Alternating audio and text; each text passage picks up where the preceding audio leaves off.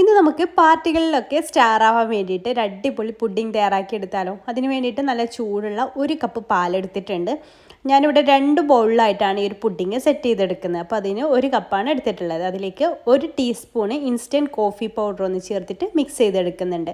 ഈ ചൂടുള്ള പാലിൽ തന്നെ മിക്സ് ചെയ്തെടുക്കുക കേട്ടോ. പിന്നീട് അതിലേക്ക് മധുരത്തിന് ആവശ്യമായിട്ട് ഞാൻ കണ്ടൻസ് മിൽക്കാണ് ചേർത്ത് കൊടുക്കുന്നത്. 1-2 ടേബിൾ സ്പൂൺ ചേർത്താൽ മതി. നമ്മുടെ മധുരത്തിനനുസരിച്ച് ചേർത്താൽ മതി. നിങ്ങളുടെ കയ്യിൽ കണ്ടൻസ് മിൽക്ക് ഇല്ലയെന്നുണ്ടെങ്കിൽ പഞ്ചസാര ചേർത്താലും മതി. കണ്ടൻസ് മിൽക്ക് ആകുമ്പോൾ ഒന്നുകൂടെ നല്ല ടേസ്റ്റ് ഉണ്ടാവും. അതുകൂടെ ചേർത്തിട്ട് നന്നായിട്ടൊന്ന് മിക്സ് ചെയ്തിട്ട് നമുക്ക് തണുക്കാനായിട്ട് മാറ്റി വെക്കാം. ഇത് നമ്മൾ 2-3 ലെയറായിട്ടാണ് ഈ പുഡിങ് സെറ്റ് ചെയ്തെടുക്കുന്നത്. അപ്പോൾ ഫസ്റ്റ് ലെയറായിട്ട് നമുക്ക് ബിസ്ക്കറ്റാണ് വെച്ച് കൊടുക്കുന്നത്. അപ്പോൾ ഞാനിവിടെ റൂട്ട് ബിസ്ക്കറ്റായിട്ടോ എടുത്തിട്ടുള്ളത്. അത് ഈ ഒരു കോഫി മിക്സിൽ ഡിപ്പ് ചെയ്തിട്ട് ഇതുപോലെ നമ്മൾ ഏത് ട്രേയിലാണോ സെറ്റ് ചെയ്തെടുക്കുന്നത് അതിൽ നിരത്തി വെച്ച് കൊടുക്കാം. അപ്പോൾ ഞാനിതുപോലെ ഒരു ചെറിയ ബൗളിലും കൂടെ സെറ്റ് ചെയ്തെടുക്കുന്നുണ്ട് കേട്ടോ. അപ്പോൾ ഇതുപോലെ ഫുള്ളായിട്ട് കവർ ചെയ്യുന്ന രീതിയിൽ ഗ്യാപ്പൊന്നും ഇല്ലാണ്ട് ഇങ്ങനെ ഗ്യാപ്പൊക്കെ ഉണ്ടെങ്കിൽ ബിസ്ക്കറ്റ് ഒന്ന് കട്ട് ചെയ്തിട്ട് വെച്ച് കൊടുത്താൽ മതി. അപ്പോൾ ഗ്യാപ്പൊക്കെ ഫില്ല് ചെയ്തിട്ട് വേണം ഇത് വെച്ച് കൊടുക്കാൻ. ഞാനിവിടെ ബിസ്ക്കറ്റ് 2 ലെയറായിട്ട് വെക്കുന്നുണ്ട് കേട്ടോ. അപ്പോൾ അതാ ഞാൻ ഇതുപോലൊരു ട്രേയിൽ കൂടെ ബിസ്ക്കറ്റ് നിരത്തി വെക്കുന്നുണ്ട്. അപ്പോൾ 2 ലെയറായിട്ട് വെക്കുകയാണ്. പിന്നെ നമുക്ക് അതവിടെ മാറ്റി വെച്ചതിന് ശേഷം ഒരു 1/2 ലിറ്റർ പാലൊന്ന് തിളപ്പിക്കാൻ വെക്കുന്നുണ്ട്. ഇത് സെക്കൻഡ് ലെയറിന് വേണ്ടിയിട്ടുള്ളതാണ്. അതിലേക്ക് നമുക്ക് മധുരത്തിന് ആവശ്യമായിട്ടുള്ള പഞ്ചസാര ചേർത്ത് കൊടുക്കാം. ഞാനിവിടെ ഒരു 5 ടേബിൾ സ്പൂൺ പഞ്ചസാര ചേർക്കുന്നുണ്ട്. നിങ്ങൾക്ക് എത്രത്തോളം മധുരം വേണോ അതിനനുസരിച്ച് ചേർത്താൽ മതി. പിന്നെ ബാക്കി ഞാൻ കുറച്ച് കണ്ടൻസ് മിൽക്ക് കൂടെ ആഡ് ചെയ്ത് കൊടുക്കുന്നുണ്ട്. ഏകദേശം ഒരു 1/4 കപ്പോളം കണ്ടൻസ് മിൽക്ക് കൂടെ ആഡ് ചെയ്ത് കൊടുക്കുക. പുഡിംഗ് ആകുമ്പോൾ അത്യാവശ്യം മധുരം വേണമല്ലോ. അപ്പോൾ അങ്ങനെ 1/4 കപ്പോളം കണ്ടൻസ് മിൽക്ക് കൂടെ ചേർത്തിട്ട് നന്നായിട്ടൊന്ന് മിക്സ് ചെയ്തെടുക്കുന്നുണ്ട്.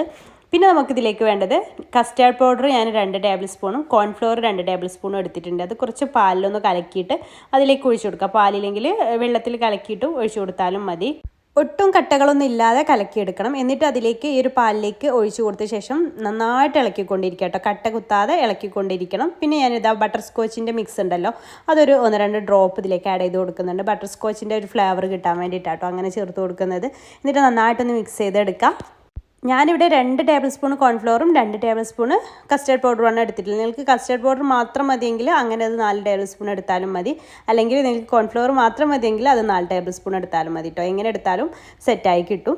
എന്നിട്ട് നമുക്ക് ഈ ഒരു ബിസ്ക്കറ്റിൻ്റെ മുകളിലേക്കായിട്ട് ഇത് ഒഴിച്ചു കൊടുക്കാം. ആ ഒരു ചൂടോട് കൂടെ തന്നെ ഒഴിച്ചു കൊടുക്കണം കേട്ടോ. എന്നിട്ട് ഇത് ചൂടാറി ഇതൊക്കെ ഇത് സെറ്റായതിന് ശേഷം വേണം നമുക്ക് അടുത്ത ലെയർ സെറ്റ് ചെയ്തെടുക്കാൻ വേണ്ടിയിട്ട്. അതിന് മുന്നേ ആയിട്ട് ഞാൻ കുറച്ച് കാരമൽ ചെയ്യാൻ ഒരു 1/3 കപ്പ് പഞ്ചസാര ഒന്ന് കാരമൽ ചെയ്തെടുക്കുന്നുണ്ട്. ചെറിയ ഫ്ലെയിമിലിട്ടിട്ട് കാരമൽ ചെയ്തെടുത്താൽ മതി, കരിഞ്ഞു പോവാതെ ശ്രദ്ധിക്കുക. അപ്പോൾ അത് കാരമലായിട്ട് വരുന്നുണ്ട്. ഇത് കാരമലായിട്ട് വന്നതിന് ശേഷം പിന്നെ ഒരുപാട് സമയം ഇങ്ങനെ എടുക്കരുത്, അപ്പോൾ അത് കരിഞ്ഞു പോകും. അതിലേക്ക് ഒരു 1/3 കപ്പ് നട്ട്സ് കൂടെ, ഞാനിവിടെ അണ്ടിപ്പരിപ്പും ബദാമുമാണ് എടുത്തിട്ടുള്ളത്. നട്ട്സ് കൂടെ ഇട്ടിട്ട് നമുക്ക് ആ ഒരു ചൂടോട് കൂടെ തന്നെ ഞാനൊരു ഫോയിൽ പേപ്പറിലോ അല്ലെങ്കിൽ ബട്ടർ പേപ്പറിലോ അല്ലെങ്കിൽ സ്റ്റീൽ പാത്രത്തിൽ കുറച്ച് നെയ്യ് തടവിയിട്ട് അതിലേക്ക് ഒഴിച്ച് കൊടുക്കുക കേട്ടോ. അപ്പോൾ ഞാനിതൊരു ഫോയിൽ പേപ്പറിലേക്ക് മാറ്റിയിട്ടുണ്ട്. എന്നിട്ട് അത് തണുത്ത ശേഷം അതെടുത്തിട്ട് നമുക്ക് മിക്സിയുടെ ചെറിയ ജാറിലിട്ടിട്ട് ഒന്ന് ക്രഷ് ചെയ്തെടുക്കുക, ചെറുതായിട്ടൊന്ന് പൊടിച്ചെടുക്കുക കേട്ടോ. അത് പൊടിച്ചെടുത്ത ശേഷം നമ്മൾ നേരത്തെ സെറ്റ് ചെയ്തിട്ടുള്ള ആ ഒരു മിക്സിൻ്റെ മുകളിലേക്കായിട്ട് സ്പ്രെഡ് ചെയ്ത് കൊടുക്കുക. അപ്പോൾ നമ്മൾ പുഡിങ് കഴിക്കുമ്പോൾ നട്ട്സ് കൂടെ ഈ ഒരു കാരമൽ നട്ട്സ് കൂടെ കഴിക്കുമ്പോൾ ഒന്നുകൂടെ നല്ല ടേസ്റ്റി ആയിരിക്കും കേട്ടോ. അപ്പോൾ ഇതുപോലെ എല്ലാ ഭാഗത്തേക്കും ആ നട്ട്സ് ഒന്ന് സ്പ്രെഡ് ചെയ്ത് കൊടുക്കുക.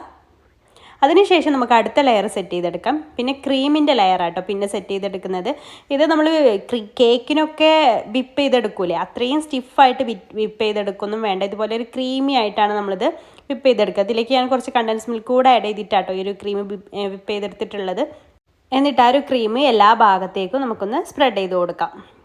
കണ്ടൻസ് മിൽക്കൊക്കെ ചേർത്തിട്ടാണ് ഈ വിപ്പിംഗ് ക്രീം ബീറ്റ് ചെയ്തിട്ടുള്ളത്. അപ്പോൾ അതുകൊണ്ട് തന്നെ നല്ല ടേസ്റ്റ് ആട്ടോ ഈ ഒരു ക്രീമിന് തന്നെ. എല്ലാ ഭാഗത്തേക്കും ഇതുപോലെ ഒന്ന് സ്പ്രെഡ് ചെയ്ത് കൊടുത്ത ശേഷം നമുക്ക് ഫ്രിഡ്ജിലൊന്ന് സെറ്റ് ചെയ്തെടുക്കാൻ വെക്കാം.